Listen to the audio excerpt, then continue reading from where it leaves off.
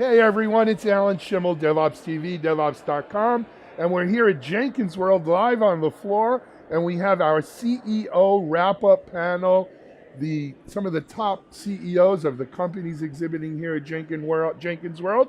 I'm going to let them introduce themselves, but first we're going to start with our only non-CEO, the one and only Rob Stroud of Forrester. Rob, if you could say hello to our audience. Yeah, thanks everyone. Rob Stroud from Forrester, and I'm the principal analyst working on the DevOps domain, and it's great to be here today.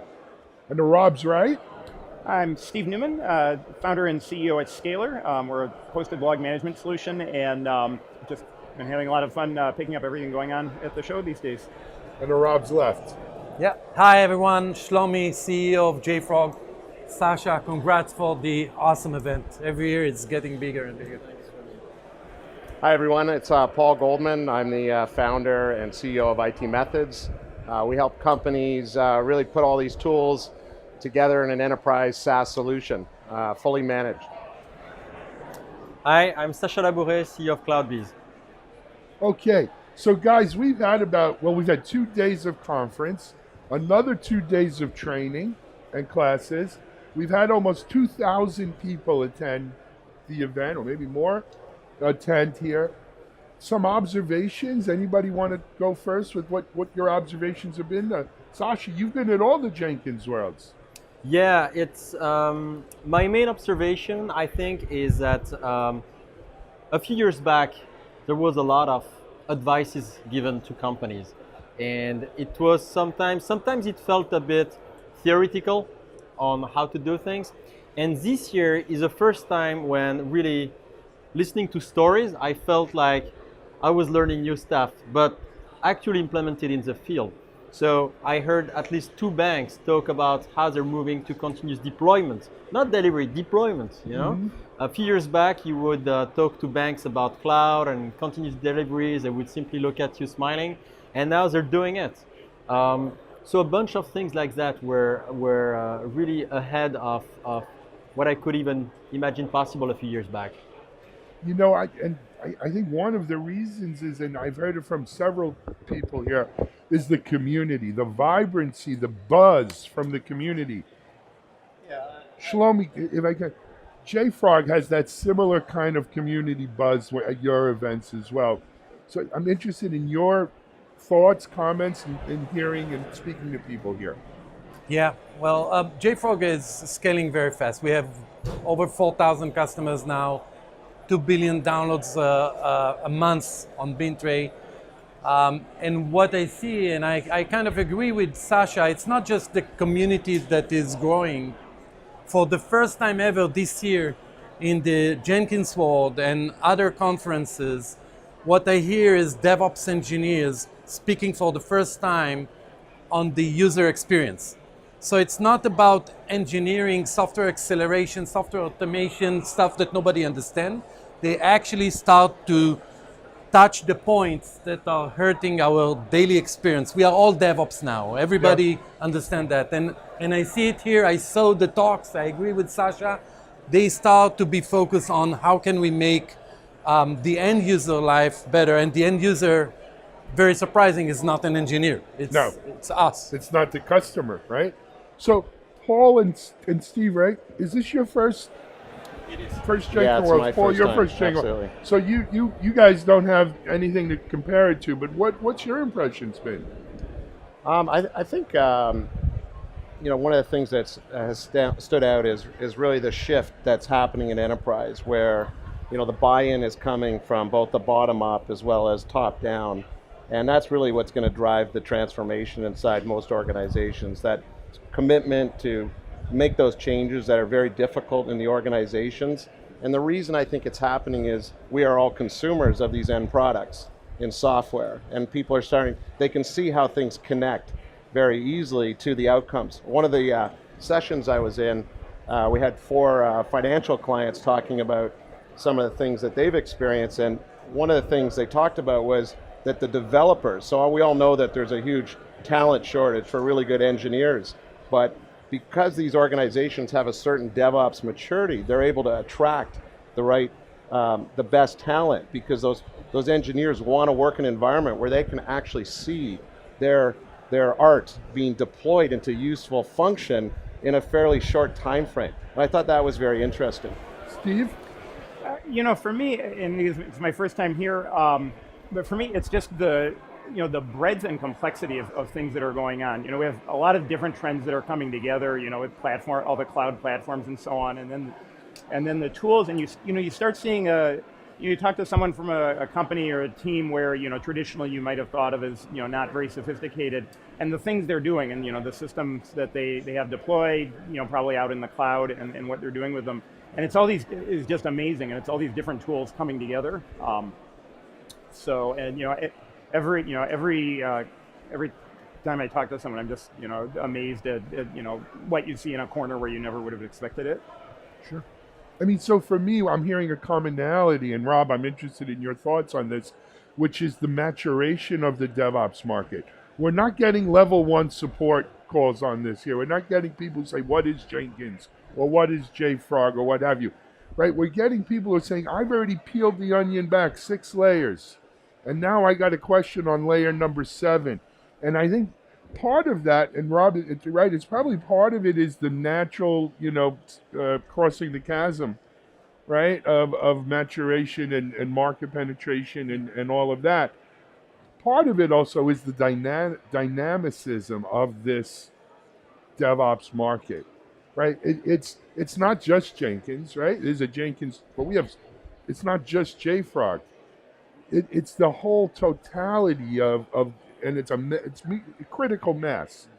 What do you think, Rob? Yeah, so I clearly agree. We've seen critical mass in DevOps really come to the forefront this year.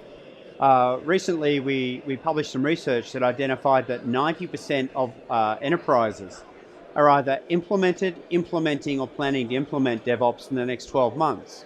So we've actually crossed the chasm. Now, it doesn't mean we're all there and totally successful yet, but absolutely we've seen that DevOps is a way of life. It's becoming business as usual.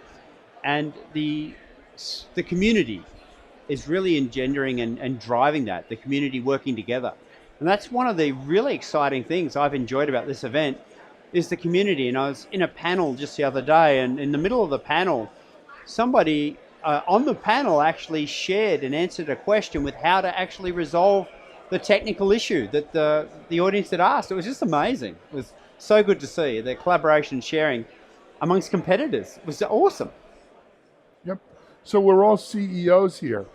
We always, as CEOs, we're concerned with the bottom line. My question then to you is, are we seeing a crest of DevOps, and where do we, or because by the same token that 90% of companies have planning or planned or will do DevOps, less than 10% are actually fully doing DevOps, at this point, right? So to me, the glass is still half full, or even only 10% full, right? Where do we go from here? Are we just scratching the surface, or have we reached the top of the wave? Anyone? So I would start. I think that this is just scratching the tip of the iceberg. Yep. And not because of the fact that we are all part of this DevOps festival and we don't want to admit that we reach a glass ceiling, but look at what happened. What happened with DevOps started with developers that speaking about continuous integration, and then continuous delivery, and continuous deployment, and continuous testing, and it's all about continuous. But in the same report that I read from Forrester, he also said that when you ask people in this industry, what is the main pain that you are trying to solve, they speak about pain that's called speed. Oh, yeah. They don't speak about integration between JFrog, Artifactory, and Jenkins, nor Scayler. They want it to be faster, and if you can do this magic, they don't care how to do it.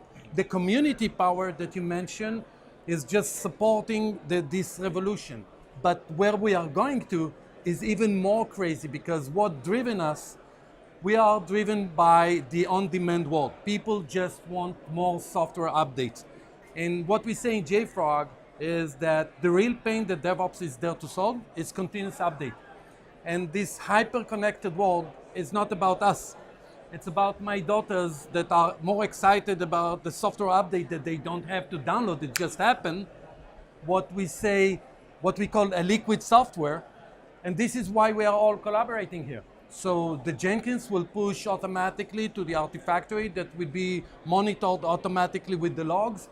But at the end of the day, what we are trying to solve is more software updates. And this is just the tip of the iceberg because it's going to be even more crazy. It's going to be our cars, our fridge, our Nest devices, everything that we use. And I think that we would be the end users, but the real consumers will be devices and machines. And DevOps enabling in the IoT world is just in its That's early it's a whole new world. Sacha, I'd like to ask you, because you know what?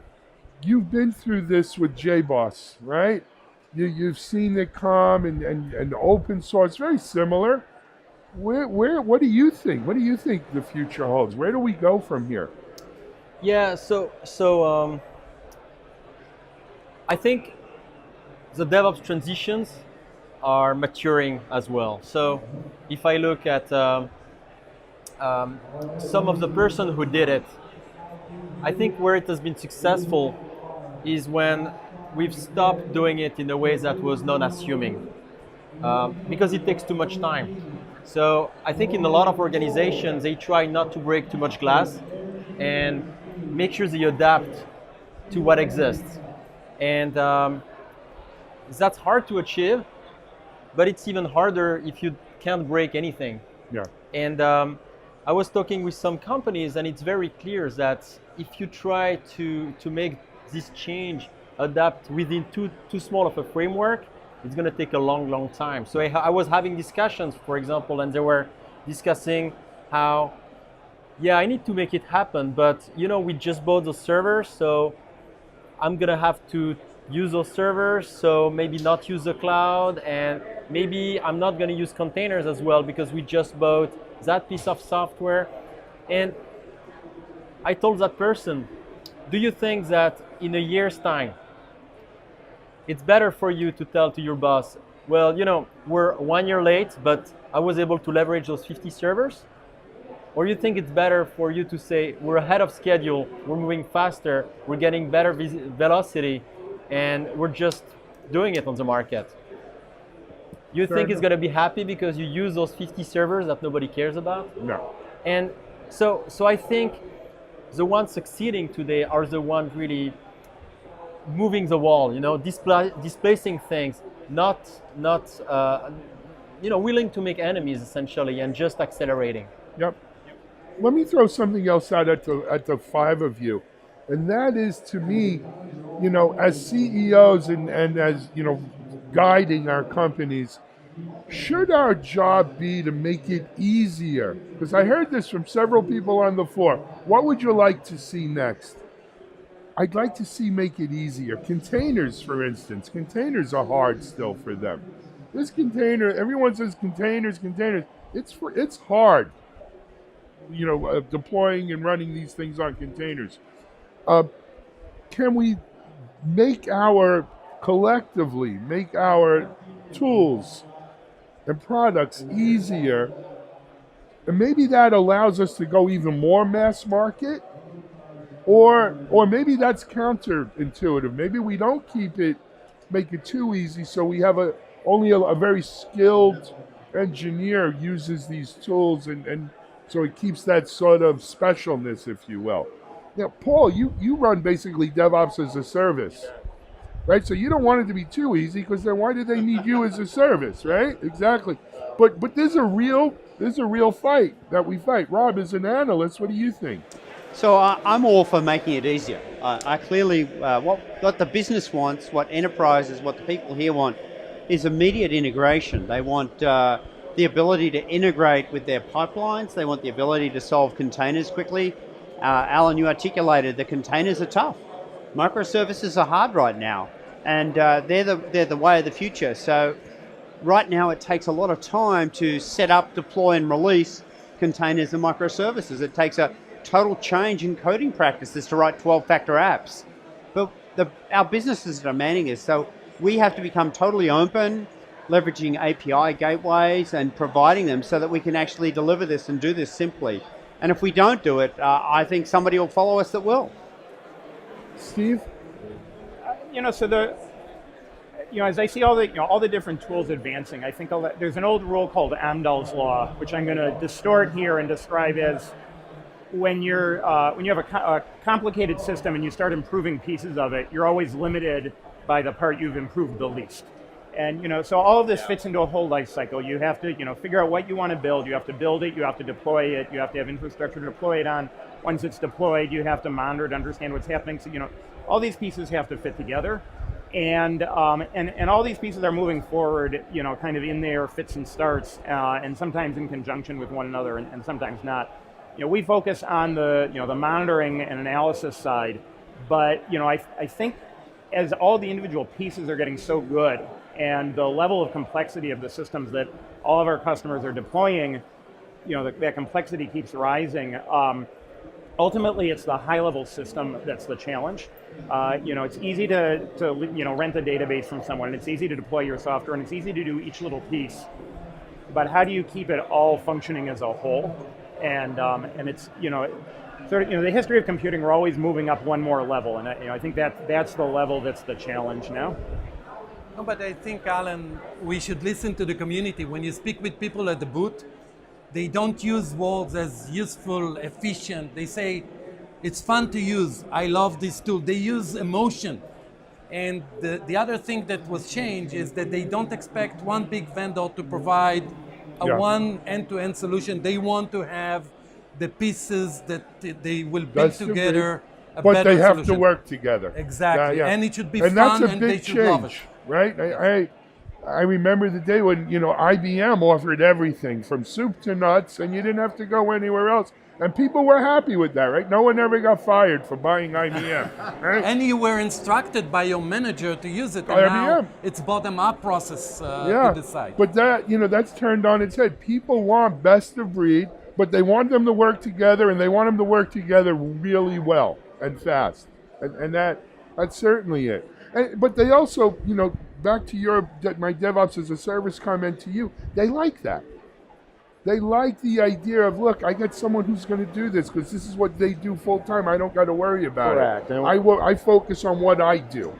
We partner with the internal DevOps team, so they can actually, in an enterprise model, it's about onboarding the individual teams in the enterprise. So by having an enterprise platform integrated, you have a foundation, which is very complex to build and maintain.